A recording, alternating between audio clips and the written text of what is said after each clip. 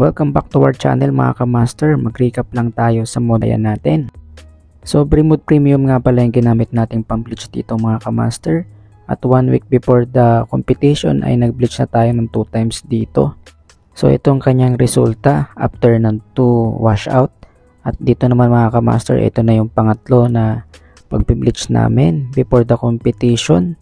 1 day before. So ayan mga kamaster, napapansin nyo yung pinaka ends ng kanyang buhok is may copper siya kasi nag-block siya nun.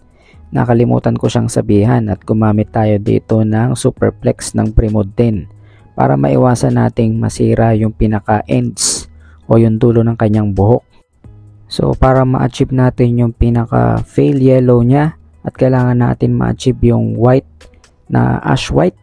So yan, di natin kinalimutan dito lagyan lagi ng Superflex.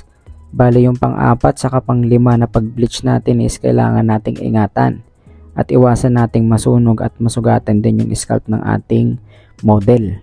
At ngayon naman mga kamaster, mapapansin nyo sa kulay ng ating model, halos puting-puti na yung pinaka-base nya at meron pa rin tayong makikitang dark part doon sa pinaka-ends nya na parang gold pa rin.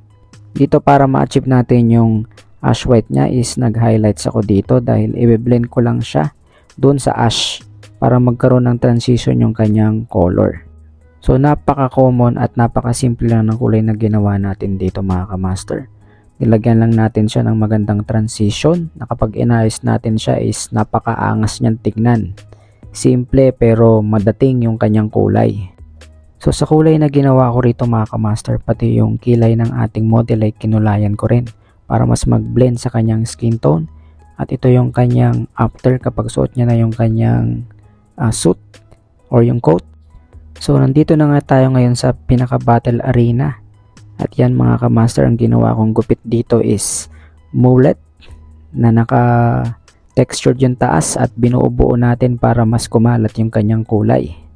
So ito na yung pinaka outcome ng kanyang gupit kapag pinares mo na sa coat.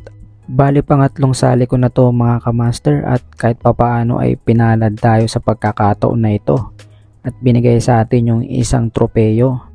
Di naman natin inaasahan yung pagkakataon na yan maibibigay sa atin yan dahil ang isip ko dyan talaga mga kamaster is pang outstanding lang yung mabibigay sa atin, pero dahil dyan pinalad tayo. Swerte, maraming salamat talaga. Doon naman sa mga hindi pa nakakasungkit ng trophy, okay lang yan, tuloy-tuloy lang, sali lang ng sali hanggang sa makachamba. Mas maganda, unique yung gawa mo, huwag kang gagaya sa mga gawa ng iba. Yun lang mga kamaster.